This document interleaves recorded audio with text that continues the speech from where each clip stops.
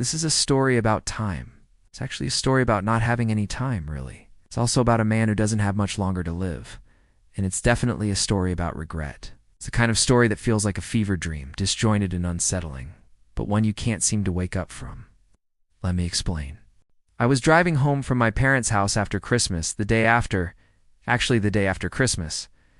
My dad had been released from the hospital 2 days prior, so we spent Christmas Eve and Christmas Day with him at our childhood home. We didn't open presents on Christmas. Instead, we just watched old Christmas movies and reminisced about the good times.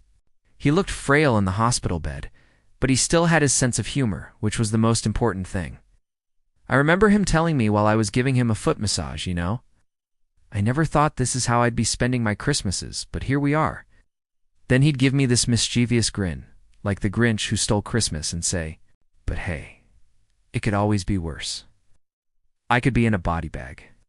And then he would wink, which is when I knew everything was going to be okay. On the drive back down south, my girlfriend and I stopped for gas and some fast food. We got back on the highway and decided to blast some music and just drive. The sky was filled with stars. The air was cold and crisp. It was one of those nights where, if you breathed, it felt like your lungs would shatter. It was beautiful. And then suddenly, out of nowhere, my phone vibrated. I looked at it, and I saw a text message from my mom. It said, "Call me ASAP." I called her, and she sounded frantic.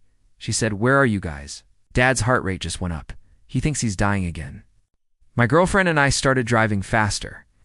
I told her to call 911 and get an ambulance on the way.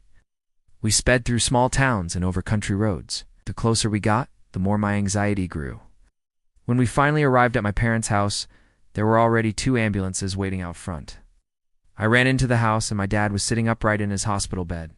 My mom and sister were pacing frantically around the room. The nurses were checking his vitals and they all looked very serious. My dad turned to me and he said, "I think I'm dying." Then he looked away. For the next hour or so, the medical staff worked to stabilize my dad and get him to the hospital. I stayed by his side holding his hand, telling him that everything was going to be okay. I could tell he was scared, though, because his hand was cold. At the hospital, I remember sitting in the waiting room and my sister and mom hugging each other tightly. They were crying. I felt like I had to be strong for them, even though inside I was crumbling to pieces. The doctor came out and spoke to us. He told us that my dad had suffered a massive heart attack and that he was on life support. He asked if we wanted to keep him on life support, to which I responded, "Of course." "But I don't think my dad would have wanted that," I said. The doctor nodded and told us that he understood. We made the decision to take him off of life support. And shortly after, my dad passed away. As I walked past the nurse's station, I remember seeing a clock on the wall. It read 2:34 p.m. And the entire time I've been telling myself, you keep pretending you have time. You keep pretending you have time. There's this idea that we always have tomorrow, that we can always fix things, that we can always apologize or say we love you. But we never know when that time is going to run out. So if you're watching this, please don't waste your time. Please don't put things off. Please let the people you love know that you love them while you can. Tell them while you have the chance, because someday the clock is going to stop and you won't have that chance anymore. Thank you for listening to my story. If you'd like to hear more, I'll be sharing more stories on another platform. Thank you.